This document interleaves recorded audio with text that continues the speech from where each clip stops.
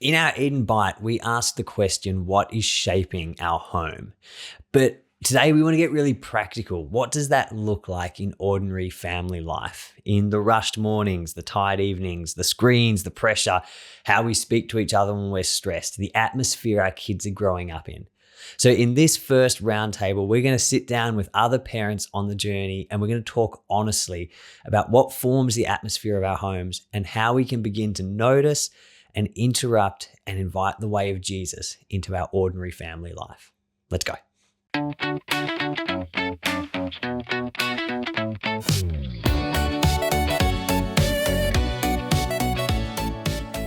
Hey guys, welcome to our first Eden Families Project Roundtable podcast. Woo!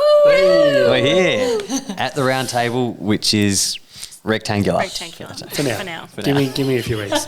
I dare say by the next one, Jack will have bought a roundtable. Or found one. Well, we are going to sit around the table and just discuss a bit of this concept that has been in the Eden Foundation.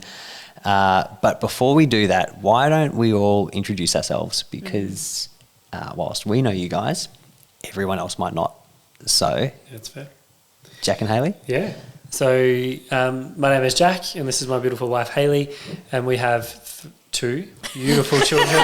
That's not a spoiler. That's not an announcement. Wow. What a way to announce Not a it. slip. Started on high note. Congratulations. Two beautiful kids, a little boy who's nearly 5, turns 5 in June, so a few weeks, and a little girl, Emily, who's 2.5. Yep, they're awesome little kids. Yeah. Yep. I don't know what else you want to know, but that's, yeah, we're excited to be here. Yep. It's great. Yeah. Tell us quickly about your family. What do you guys love to do? What? I love to sleep, but my kids don't feel the same way, unfortunately.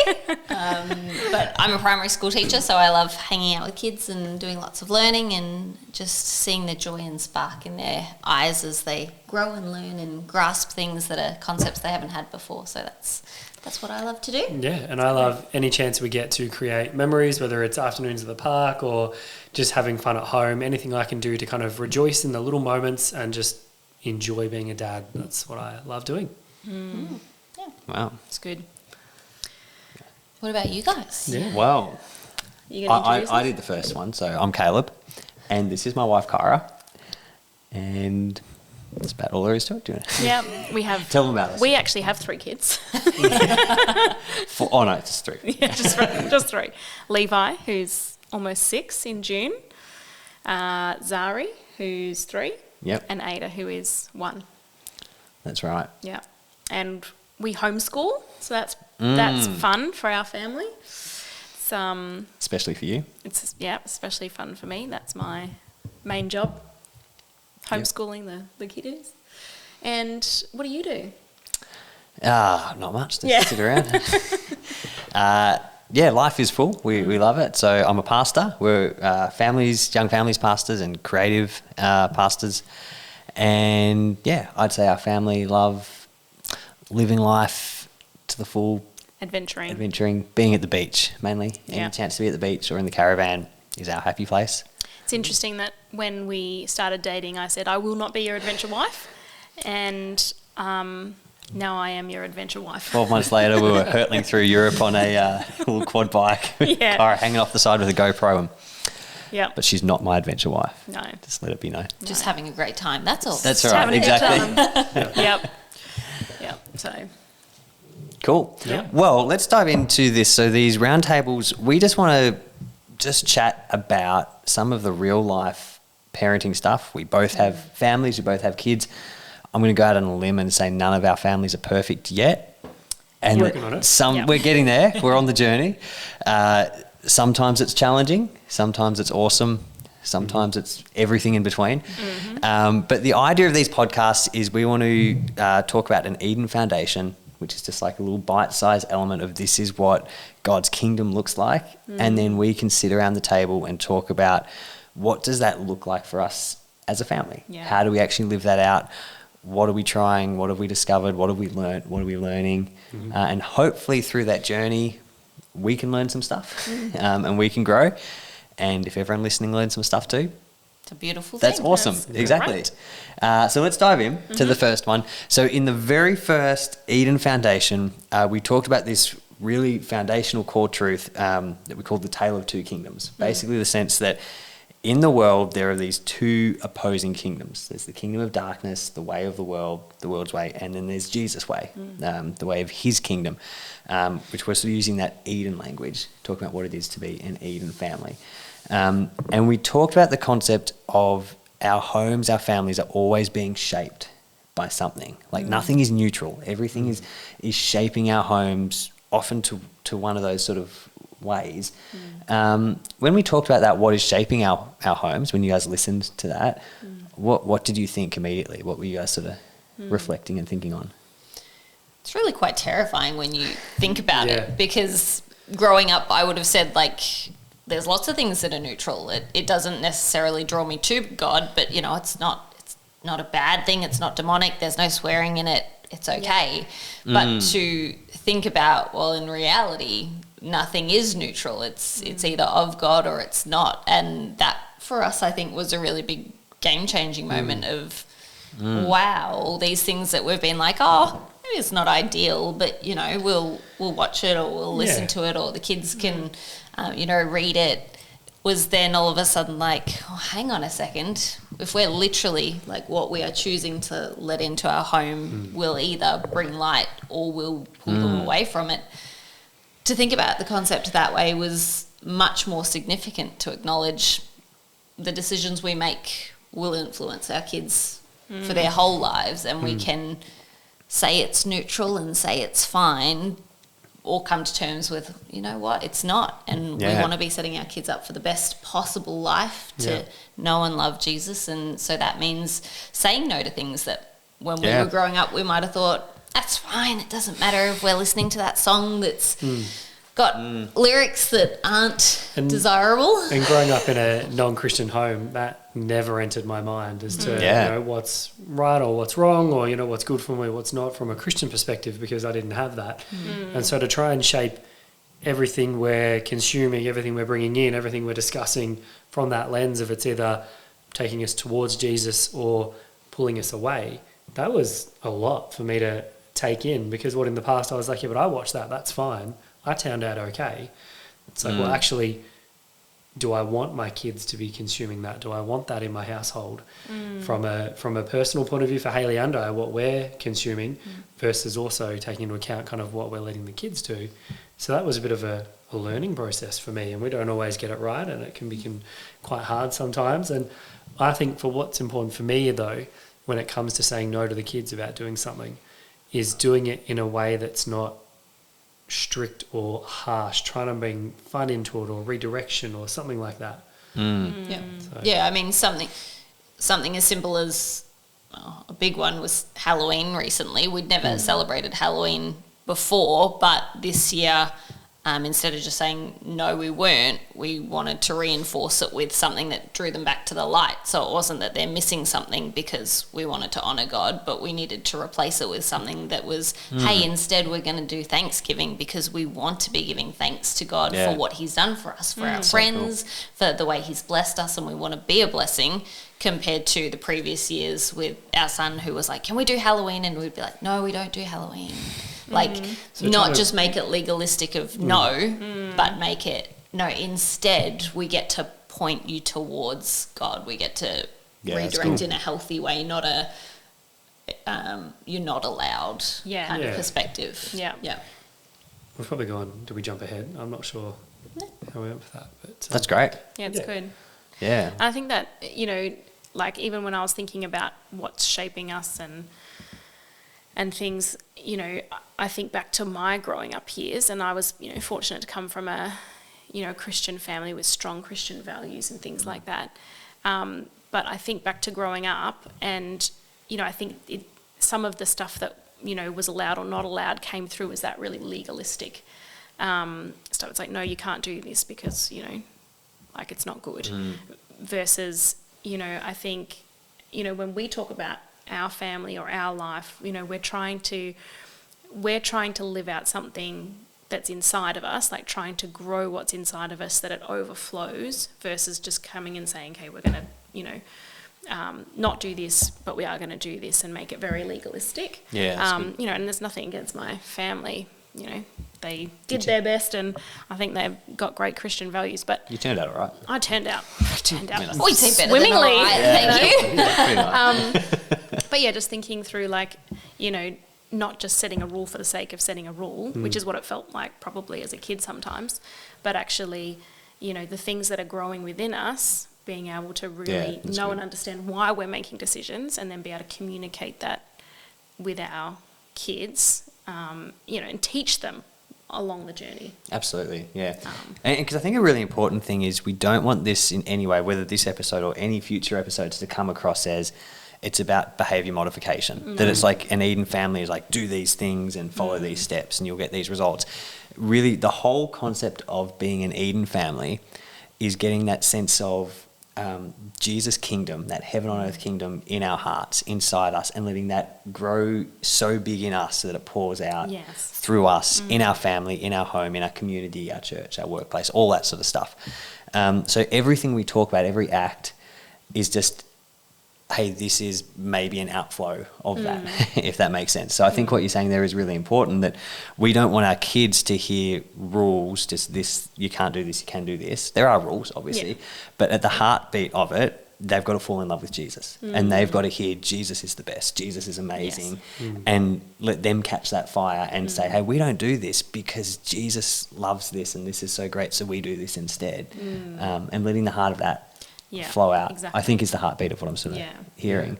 Yeah. Because I think our kids are young, so we have not got to the point of living this out. But I've had one of my mentors speak to me in the past about this pattern that you see of parents who are very legalistic, and they would come from a place of having real conviction, be like, we're going to stick to this line.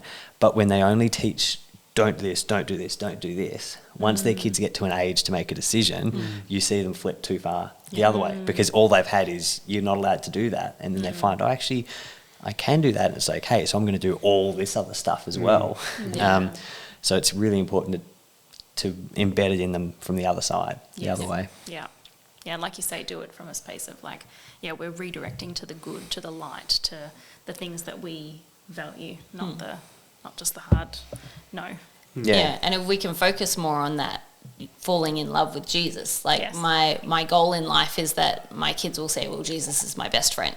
They're not longing for what the world offers that is pulling them away because it's not neutral, but they're longing for more time with Jesus, more opportunities to share his love. And even though that might not be what the world would see as sometimes the more fun things to do, but that they would know at the heart of it, he wants what's best for them, and we want what's best for them, and we want what's best for us too. And we've had to learn, and as parents still we're learning for ourselves, how do we make sure that we're letting Jesus be our focus and our joy, rather than even us saying, oh, well, we won't watch that because it doesn't point us in the right direction, but we want to watch something that does point us in the right direction. This isn't just about what we're letting our kids watch or do, it's about what we're letting into our home, full stop. That's that right. includes what we watch and what we consume and what we listen to, or that kind of stuff. So I think it's not about behaviour modification of our kids, it's about how do we have a heart change for our entire house. That's right. That's and really how do good. we have the house full of light and joy and peace, and be a garden and Eden on earth rather than the rest of the world. And I think we've all been on this journey recently, over the last couple of months, really thinking more purposefully about how we can be living with that Jesus perspective. And for Jack and I, we were both raised Jack wasn't a Christian at all. I had an amazing mum, but she was a single mum who was doing her best. We went to church, we would pray before bed, but we didn't necessarily have the really detailed, Bible discussions and delving into the word and theology, and that's okay. She did an amazing job. But for us now, as we think about, okay, well, what are we bringing into our homes? When once we've put the kids to bed and we're cleaning up the house, rather than having the TV on with just whatever is on the TV, now let's listen to a podcast that's from, a Christian author or from someone or a sermon, so that just what we're hearing it's still entertainment. It's still fun. It brings discussion, but it's not just anything that's just happens to be on, but it's purposefully saying, hey, let's just pour into ourselves. That's because good. we know as we're pouring in, it builds us up. It fills us with joy. It doesn't drag us down. And we've seen that physical representation. We've seen the manifestation of God within our family of it's not just, it's another day. We've got to get through this. But we ended the day with God instead, and that fills us up. And when That's we're reading cool. the Word now, we want to read more. It's, man, we didn't get around to reading our Bibles today. That sucks because it's that cool, isn't it? overflow of our hearts rather than the tick box of we've that's got good. to do that. And that's come from that perspective of nothing is neutral. And once we understood that and got our heads around that, it became so much easier to cut out the things that were pulling us away. That's Not really just good. going, well, it's not terrible, it's not bad. We're really good at justifying things that aren't good for us because there's other things that are worse. Yeah, Well, just because it's not terrible doesn't mean it's good for you. that's right. So having that mindset of nothing is neutral really kind of helped us Yeah. shape recently That's the way good. we do life. Was a huge impact for us. So hopefully it can be for everyone Yeah. listening as well. Awesome. Yeah. No, that's cool. It's good. Well, let's go on that a little bit. One of the things we talked about in the foundation episode was that scripture in Romans 12 where Paul says, don't be conformed to the patterns of this world, but be transformed by the renewing of your mind. What are some of the patterns of the world that you guys think, especially as families, can be, I don't know, traps, if that's the right word, or things that we could fall into? Because like you guys have said, I think we're probably mostly going to be on the same page, but this is some dark, evil, demonic thing. We're not going to be showing our kids some dark, demonic horror movie. But nothing is neutral, like you said, and there are things that, even if they're not innately evil, they carry patterns of the world, mindsets, ways of thinking that are just embedded into society. But when you recognize it, you're like, this actually is at odds with Jesus' kingdom. This is at odds with the Eden way of living. Even though it's just accepted in society or in the world, it's a classic case, the pattern of the world. What are some of those things that you guys reckon are the biggest things you notice or face, especially for families? I feel like you named quite a few in the podcast, but the concept of hurry and busyness and more. I feel like we as a society fill our time like to 120%. It's like, how much can we fit in? And even the whole as a mum, I feel like you see on Instagram or Facebook all the other mums who seem to be like getting everything done and doing 10 times more than you could ever do in your lifetime. Yeah. There's And this still having sense time that- to film it on Instagram and somehow. put it on Instagram. Like, I don't have time to put things on socials. But that's the reality. That's not reality because they probably are missing a lot of things that we are valuing. But I feel like that's the messaging that comes through a lot. It's like more, like fill your time to 100%, hurry to the next thing, do everything really fast, be super productive, all that sort of stuff. Yeah, but that is because that's a way that people just live. And there would be a lot of people that would feel like that's just life. That's just the way it is. But just that's what we probably a have to big do. conversation we've had over the last couple of years, especially the last year, is sort of naming some stuff like that and being like, you know what, that is just the way life is. But when we look at Jesus' way, it doesn't actually align with that. And so we're going to try and live really counterculturally. And there's sacrifices you have to make. There's things you have to say, we're not going to do these things, or we're not going to go after this stuff that to so many people would be just like, but that's just what you do. Like, you just have to do that. You got to live that way. It's like, well, no, we value this stuff. We're going to value rest and time off and quality time with our family and things like that. That might mean we sacrifice finance or other stuff in other spaces, but it's making those real value decisions, like you're saying. Yeah, exactly. Yeah, great. What do you guys think? Yeah, there's so much in that. We could follow that rabbit hole for quite a while, I think. I don't know, because I want to keep talking about that. Like, one of the things for me this last little bit is I chose to go down to part-time to spend a day with my kids. So which cool. bucks the trend that dads need to Yeah. be full-time to provide for the kids. And kind of it happened by accident because I needed to, because Hayla was asked to work an extra day. But then when the opportunity came that I could have gone back full time, I was actually like, no, I actually don't want to. I want to sacrifice 20% of my yearly income to spend more time with my kids, to fight that hurry and that kind of expectation that men have to work all the time.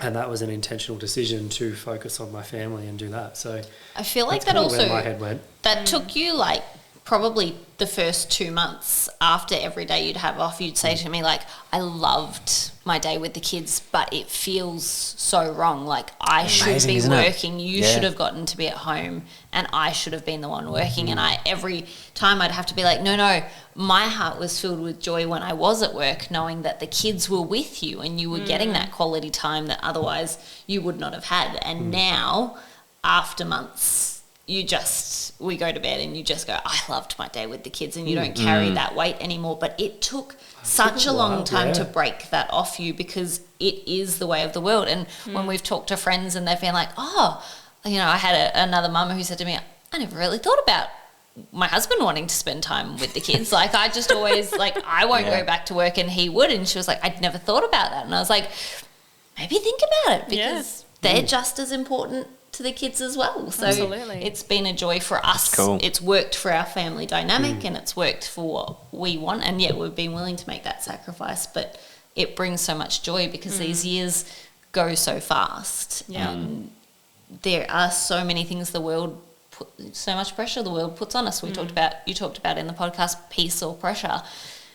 Everything is pressure that the world is putting on us. Everything. And so Just the world says you need more, you need to do more, you need to buy more, because if you have more, you're then happier. And it really just pushes you to do more so that you can buy more.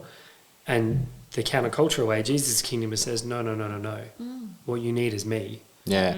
And seek me first, and everything else falls into line. And kind of we've really been on that journey of living That's really good. counterculturally and saying, well, we don't need what we've traditionally thought we needed. We don't need the bigger house, we don't need the more this, we don't need the newer car. Like we can actually just rejoice in what we have now and be with our kids more and focus on that, and that's important. But Exactly it definitely it challenges other people too. Like we've had conversations with people and they've been like, but you'll lose this, or but why would you do it that way? That's and the number of times we've had to say to people, no, but we want to be slowing down, we want to be making the most of this time. And they're like, but this is really valuable time right now for you in your career or what you're doing. If you slow down now, you'll never get to that place that everyone else will be in. It's like, that's not what we want, and that's a huge thing to process for ourselves. It's a joy to get to process that and realize the shift, but it then requires that kind of like thought process behind it, so that when people go, but why, we can use that as a platform to say, well, let me tell you about the Jesus that's filling my cup, that's made me not need awesome. what the world is offering. And what a testimony. But it's going to be a journey, and I'm excited to see where God keeps taking us as we keep investigating and exploring. And it's good. And it's so interesting that you mentioned that, like, you guys have had discussions when you've said, well, what if we lived this way? That it was kind of like one of it, we can't do that, because when you guys told us about how you want to slow down and kind of live at the speed of delight, that kind of challenged us, because we were like, but that's not the way you do things. But it's like, but what if it was? Why not? What if it could exactly. be the way we did things? What if you could structure life that way? So it's just one of the things that it's like, well, society says this and culture says this, but actually we're chosen to live differently. Exactly. But There's so many more examples, but that's kind of the meaty ones that we're thinking about at the moment currently. I think that's good. Yeah, that concept, living at the speed of delight, is like one of our phrases we're trying to live by this year. And doing our best. we're learning. But the challenge is, it's like we have the desire and we try and live it out, but it's like trying to swim upstream because it's the two kingdoms. It's countercultural, and it's not like it goes beneath the surface. It's against the pattern of the world. And so the pattern of the world, I think the enemy is absolutely desperate to get everyone to be hurried and busy and pressured, because we could go down a big rabbit hole for all the reasons why, but it does not form you into a person like Jesus. It doesn't make us more like Jesus. And so that's been a big area for us over the last 12 months. We undertook a project that we called Project Simplify. Yeah. Simplifying every part of our life. We've just done a phase 2, Yeah. culling even more stuff. Which makes us sound like we're way more on top of it than we are. We're not. We needed a stage 2 because we, Because stage one was good, very but then minimal it simplify. was creeping back. I was like, where's this stuff coming? Anyway, but yeah, just simplifying our lives, our time as much as we can to live at that pace of delight with Jesus. And I think one of the awesome things I was thinking as you were talking before, Jack, about how, people chase this stuff. It's like, but you need to get the job, to get the house, to get the car, to get this. Having those things, the house, the car, things, they're not innately bad. We're not saying they're wrong. No. But I was thinking in Matthew 6 how Jesus said, seek first the kingdom and his righteousness, and all the stuff you need will be added to you. It's like, we're not chasing that. Like, I'm not going to live at the world's pace and run myself into the ground chasing a bit more money to get this thing that the world tells me will make me happy. I'm going to live at Jesus' pace. He says his yoke is easy, his burden's light. I'm going to follow him, be present to the moment, to my family, and to his kingdom and what he's building. And the thing we've seen is like, he is like so phenomenally faithful to then look after us and provide what we need. Like we could give so many stories for how, like, from our life since we've been married, there is no way in the world we should be at the point where we are, like naturally, financially, anything else. It's just, Jesus has just amazingly looked after us. Not to say we've always got it right, obviously, but every time, and literally every time without fail, we've said we're going to chase his way and go after his kingdom. It's like he's looked after us and he's been, and so much better than we could have. Yeah. Yeah, that's right. Yeah. I think there's also power in acknowledging, though, that you haven't just sat idly and gone, well, God's got us. No, We're absolutely. just not going to do anything and trust that God's got us. No, that's true. You've actively taken steps, you've served him, you've honoured him, and there's fruit from that. Yes. Whereas, there's that joke about there's the flood and there's the guy that's sitting on the roof of his house and a boat comes past and it's like, we're coming to rescue you, mate. And he's like, no, God's got me. And so they drive off, and then another boat comes by and they're like, we're coming to rescue you. And he's like, no, I've prayed. God's got me. Just leave me here. And the water's getting higher and higher, and it happens a couple more times. Yeah. And then he gets to heaven and he's like, God, why didn't you save me? And God's like, I sent boats. Like, you just wouldn't take the step to get on it. And you had to take the step off the roof into the boat and like, just refused. Exactly. Yeah, and it's a funny, I think it's a comic strip my mum actually has in her pantry. But it's funny, but we've seen people actively do that absolutely. and just go, I don't know, God's got us, it'll be fine. And it's like, but you have to honour him in moving. God will make it work, but you have to work with him, not just sit back and pray 100%. and say, you've got me. You've got this, yes. And I think that's where it's like so key, you have to like know God's steps, and to do that you have to have internal, like, God is working in you and he's working things through you. It's not just I just have to do this behavior, I have to do this thing, I'm making this decision because so and so did this, or it's like, it's very much coming out of, it's an overflow of your direct relationship with God. And as a family, it's our relationship with God. So like everything that we've done, or every choice that we've made about life has come, we've done that together, and God, we've sensed God's doing this or doing that, and that comes from the real intentionality that if you choose to try and live and have your house in the kingdom of light, that's intentional. You've got to be intentional. It doesn't happen by accident. Yes. You don't suddenly become a house full of light and joy and peace and intentionally living towards God by accident. It's recognizing nothing is neutral. It's recognizing, well, that's actually where I want to be. I want to be closer to God. I want my house to look more like this. I want my life to look more like this, and taking steps intentionally to choose that every day. And that doesn't mean you get it right every day, but it's about being intentional. Yeah. That's exactly right. And having those steps in place. Yeah. And being willing to take the steps, not that's right. just...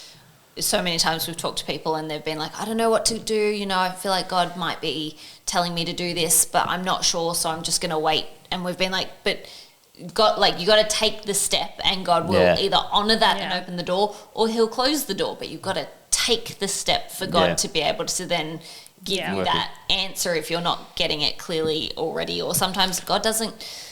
We've watched a sermon recently where God doesn't necessarily care which job you take, as long as when you take it, you're honouring him and then you're still living out your life to serve him. It might not matter whether you're a plumber or a gardener, like whatever you do it for his with glory. him. Yeah. Yeah. It's the permissive will of God, isn't that what that's called? Like, he'll let you do whatever you want as long as you're honouring him along the way. Yeah. It's Maybe different. not whatever you want, No. but like, Different theology than that. But Yeah. while God cares about you Yeah. intimately, he doesn't necessarily need to direct every single step. Yeah. So those that are like, oh, I can't possibly make a decision without hearing the signpost of God, it's like, well, take the step and God will bless it. Yeah. Yeah, that's good. Yeah. I feel like we've gone on a massive tangent. No, It's a that's good good. tangent. But it's good. It's what, like, you know, when we're talking about this concept, living at the speed of delight and living the kingdom way, we don't want to give the perception that we're saying, oh, just don't do anything or don't work. No. That's obviously, that's not what we're saying. But it's living in step with Jesus. Yeah. And that's in life where, you know, the world will say, you got to chase this, you got to go harder, you got to, which is, I think, where we came from. Like, you got to chase this, you got to, you got to, the hustle culture, you know that? And Jesus can be like, you don't have to hustle. Like, just Yeah. trust me. My yoke is easy, my burden is light. But it's being in step with him and following him. Staying close to the Yeah. shepherd. That's it. That's it. Being close to the shepherd, and in that, he will make through us becomes an Eden, our home, our family. Right. It's such a trust question. I think it's like Yeah, it is. You got to learn to trust the shepherd guiding you. You may not hear everything clearly, or you may not, feel like you have a direct step to take. But it's like being so sensitive to him that as you're sort of moving and stepping, you're sensing the peace of God wherever you step. And if it's not there, then you say, oh, okay, well, I got that wrong. And, go back to him and seek it again. But it's like just that trusting God will guide you regardless of, That's good. being 100% sure. Yeah. No, that's really good. So, in terms of the way of the world, the patterns of the world, we've talked all about. So, sense of like hurry, hustle, pressure, all those sort of things, trying to chase stuff. Let's do a quick like rapid fire. I've got some notes here of like some of the things that I've written down as like, these are some classic way of the world things that people would just say that's the way life is for families, for parents. I'll say them. You can just talk about them. Okay. Rapid fire. You mentioned this one a bit before, but comparison. Oh, yes. Social media. It's social media. Comparison is the thief of joy. Yeah. Oh, I feel like, especially as parents, like, I mean, I don't know what it's like for you guys, but I feel like as a mum, like, just everything is, like, I can't even help it. It's like the way that I've been trained to think is like, what's she doing? How's she doing that? How can I do that? Or should I be doing that? Or, I definitely think that's what goes through my head is I should be doing that, I should be doing that, and I should be doing that. But I can't see her whole world. So anyway. you're seeing You her see real. a very curated version of the exactly. best bits. Yeah. And so who knows what she's sacrificing in order to do those things that I think I should also be doing. You're seeing the real, not the real. Ooh. Double E. Has anyone ever used that before? I literally just thought of that, but it's probably been said like a million times. Yeah, so I write haven't that down. I have not heard that. Okay, well, on that one, screens. Time and a Kids. place. Yeah. Yeah. They can be good. It can be. Yep. But they're a good trap too. Yeah. Like, Yeah. Very they're- easy trap to fall into. Yeah. A rabbit hole, if you will. Yeah. For parents and for Yeah. kids. Yeah. You know, Yep. it's not, and we're not. It's the whole nothing is neutral. We're not saying screens are evil or of the No. devil or whatever, but it's like so much of the patterns that comes from it. Like, I don't think this is forming us into people who are more like Jesus. No. That's not, And I've never heard of a parent that's been exhausted and thought, I'll just scroll for a little bit. 45 minutes later, and they don't feel refreshed. I don't feel refreshed. No. when that happens. I end up feeling more stressed about the world or politics or something the algorithm has shown me. So while it's a nice brain switch off, it actually isn't. It makes it worse. Yeah, Yeah. absolutely. And we recently listened to a podcast about a guy who recommends doing 40-day social media fasts, and he did it with his church and then has written a book about it. And he was saying, they've had like thousands of people do this fast now. And he said, I've never had someone come to me after the 40 days and gone, I missed so much of my scrolling time. Like, I have been depleted and I lack because I did this fast. Yeah. Like, he's like, not one person No. has ever said that. And it's like, you get it, but the self-control and the pull, and even the comparison of who is on screens and what you're missing out on. Like, Yeah. Even the ads you get. Like, we'll watch a YouTube video on my channel, and I get ads for, like, cargo pants that can survive hurricanes and other random things. And Hayley's like, I get ads from, like, mums doing lunchbox, art for their kids and all sorts of crazy things that make her feel like she should be doing more. And I get, like, adventure things. yeah, Like, he gets all the fun stuff, and I'm like, mine's telling me that I need to do stuff to my face because it's not good enough, or I'm putting too many chemicals in my body and need to be more natural, or my kids need to be doing this, and that. Like, he doesn't get any of this awful, like, put you down parenting stuff. Yeah. But I get let's go camping and survive blizzards in these cool cargo pants. Like, it was a pretty funny ad, and we did consider buying the cargo pants. we got very close. Yeah. But, So good. I like that time and a place. Like, Yeah. it's not evil, but I think there's value in being more conscious, Yes. especially as a teacher as well. Like, I see the kids. I had one poor boy start prep, and after 6 months of kind of watching him and being like, what's he doing? Like, he would sit there and he would twitch and his hands would move, and my colleague and I realised he was playing video games without a screen in our classroom. He would sit there and he'd be tapping, and he was doing it so much. And I sat down with mum and I explained what we were seeing and what our thoughts were, and she reduced his screen time significantly, and he became a different boy. We saw him actually engaging with his peers rather than just sitting there, head going, like his eyes were always going. And it was just so fascinating to see, like, screens do have an impact on kids' development. Like, there is clear research. There's really some scary research coming out that should challenge us to be thinking about, well, why were these things created and what was the purpose? And I always come back to, if Steve Jobs said he'd never put an iPad in his children's hands, even though he created them, what should that be? That should be challenging us as parents of, yes, it's easy. My aunt calls it the digital babysitter. Like, she's like, we'll just get the digital babysitter going. And it's like, but we could be engaging these kids and teaching them. But even, like, we used to put the TV on because we were exhausted and we needed a break. So our kids watch TV, and, like, that's when we would unpack the dishwasher or do things, and it was a way of finding balance and getting things done. And then we went, no, we don't want to do that. So we went the other way. Our kids are playing beautifully. But then the other day we put on a show and we sat and watched it with them and just, like, cuddled them. Yeah. And, like, that was really valuable family time while watching something on ABC. Like, it was great. So we're discovering it's that kind of the balance. So I will say, though, if we put on a show and the show, I think, is just based around selling toys, like, you can tell by the animation style that they've produced toys to sell kids. I'm like, no, we're not watching that. Find something else to watch. Yeah. Because I'm like, that is there just to get in their heads and use the algorithm and do all that. That's my little rant over that. My personal Got that one off your chest. But it's good. You seem lighter now. You got that. Yeah. That's good. It's a good conversation, though. Oh, it is. I think, the pull of the world, light and dark. Just having the conversation with your spouse. What are our values? What do we want to be doing? We've certainly in the last 12 months had a huge shift because we just kind of went, it's the way we were brought up. It's the way of the world, but hang on. It doesn't have to be our way. Yeah. That's right. And so we've transitioned, and the changes we've seen have been like, wow, like it's so cool to see our kids growing and thriving in a fresh way that wouldn't have happened if we had have just had the screen on like we did. And there's no shame or no harm in that. We're not anti-TV or anti-screen. We're just trying to be intentional. Balance, That's it. Man, those snuggles, was it 2 days ago, were beautiful, cuddling up on the couch. Like, they were the best cuddles we've had in a while. So amazing. time and a place. Yeah, it's good. And it's just, it all comes back to that thing, like we said, everything is forming us. Like everything will be forming your family into something. So it's just being intentional with that. All right, let's go one last one in rapid fire, which hasn't been super rapid. Sorry. No, it's great conversation.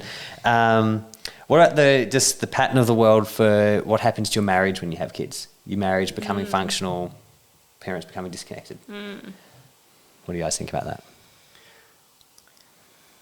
I see lots of reels about how parents become two ships in the night. Yes, Like, exactly. There is that season of, like, you lose your marriage because you become parents. And we didn't want it to be like that. So we've been intentional all the way about we're a team and we're in this together, and it wasn't my job or Hayley's job, it's our job. But I think so easy the world becomes that's a boy job, that's a girl job. You change the nappies, I do the feeding, and it becomes a very separate. You've both got functions of raising children, but it's not necessarily as a team, and that's where the division comes, I think. Yeah. I mean, I think the enemy uses it well. If you can divide the parents, like you've got a whole new playing field for that family to cause harm and hurt. So I think he'll do anything to cause that to happen. I think we talk about seasons in parenting, like there's a season for everything. And, you know, after having our first, when we had Emily, then it was the case of like, I knew this was the season of like sleeplessness. This is the season of breastfeeding.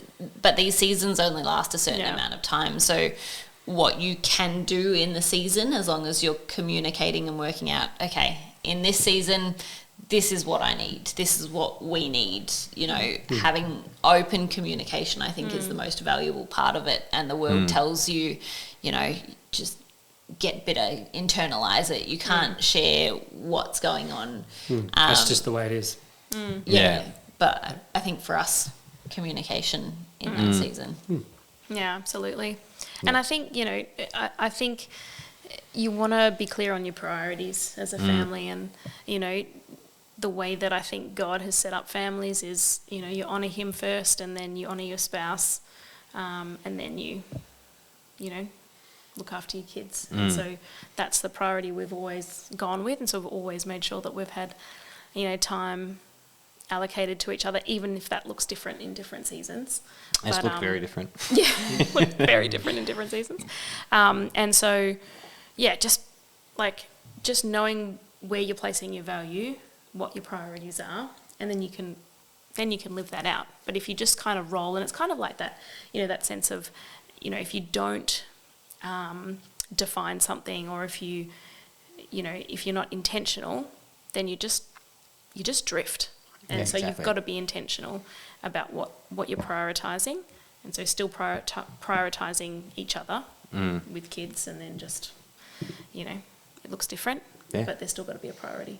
No, exactly. That's good. Because I think drift is a great word, because that sense of going upstream is what it is. It's like the patterns of the world are pulling, and they're a really strong current, and there is a strong narrative. There is a strong current that it's, you know, your marriage suffers, that your connection drifts apart, and that sort of thing. But that the whole sense of being an Eden family is about, no, we don't have to just accept that for what it is. No, we're going to go after Jesus' way, and Jesus' way is actually that we have a covenant relationship, which is going to grow stronger and stronger every day. And after God, you are my number one priority, and we will honour that and look after that, and do another episode talking all about that. So we don't go right down that rabbit hole.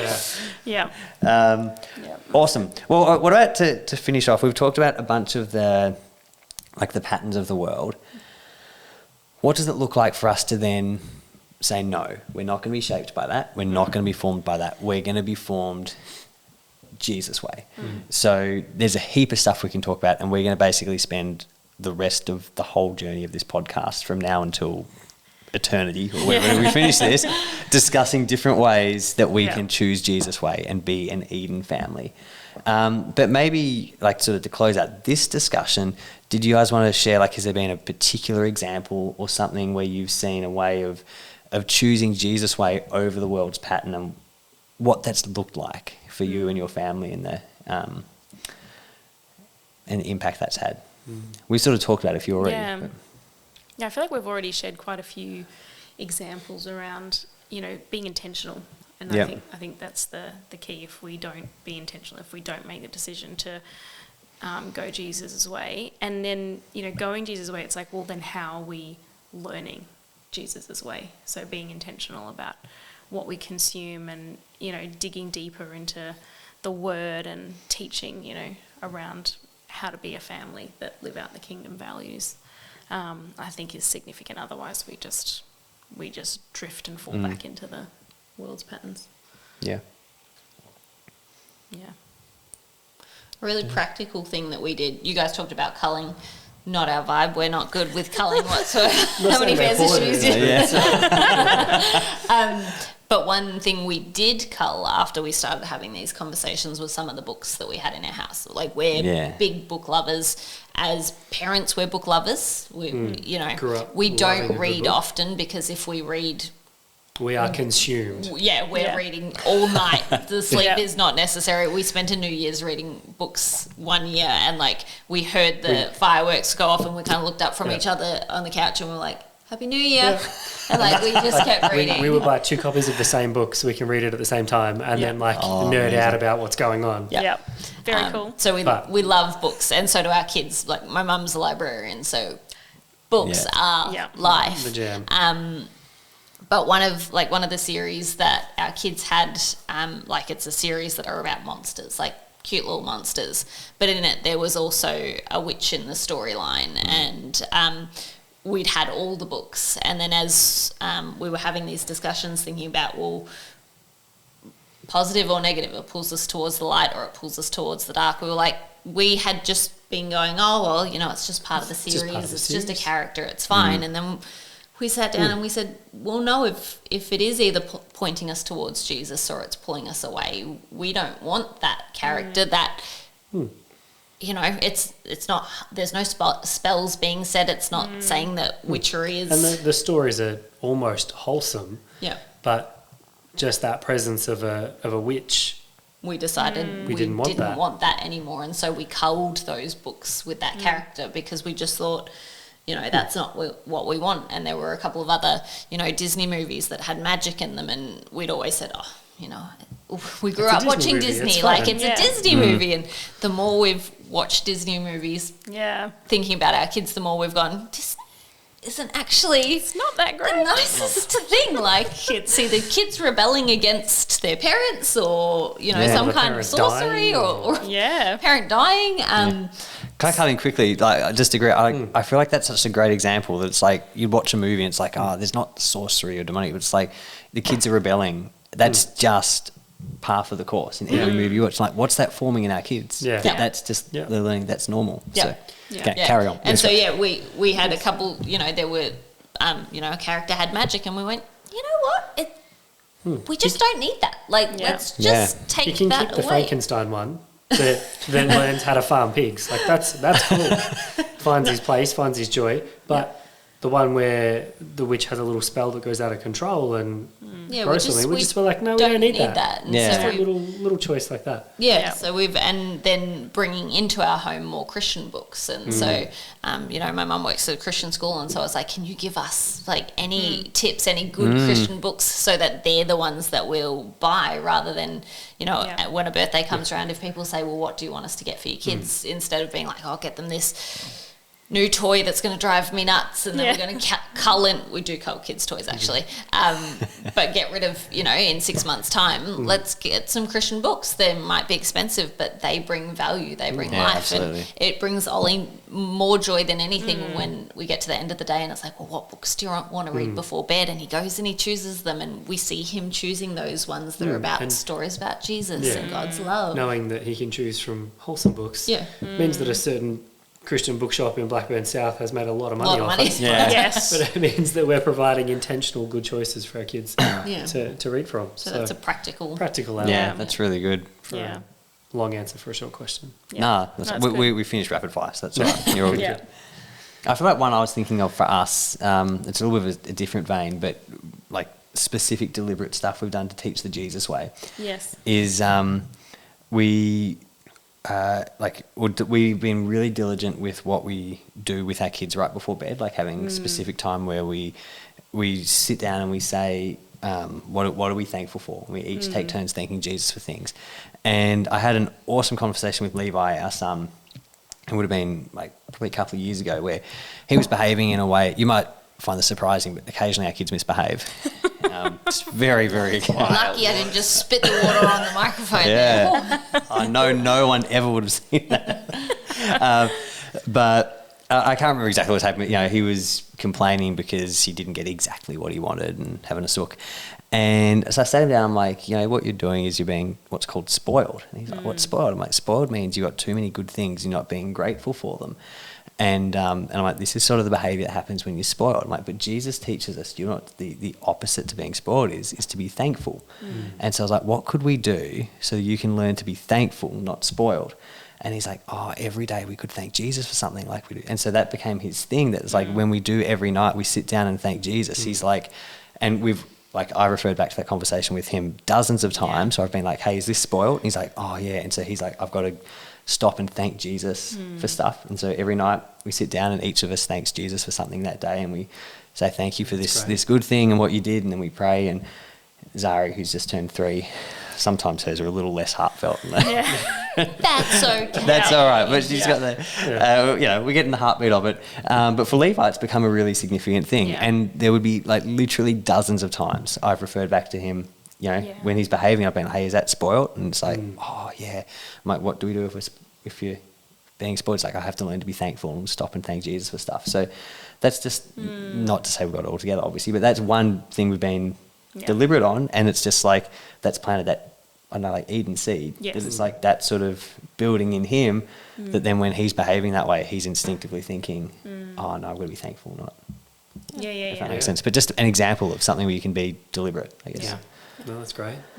Awesome. All right. Well, we'll close this in a minute. So the Eden move for this first episode was to sit down as a family and discuss what is shaping our home, because everything is shaping. So we would encourage, we're going to do that. I suppose we've talked a bit about it here, but encourage you to do that and actually make that a practical way to live this out and actually sort of take stock of like, what is actually shaping us? Is it social media? Is it just the way of the world? How much stuff have we talked about that you're like, I don't even know what we do because we just do it. We just do the stuff. Caught up in the tides, Exactly. And the danger of that is that if you're not thinking about it, You're drifting. It's the pattern of the world.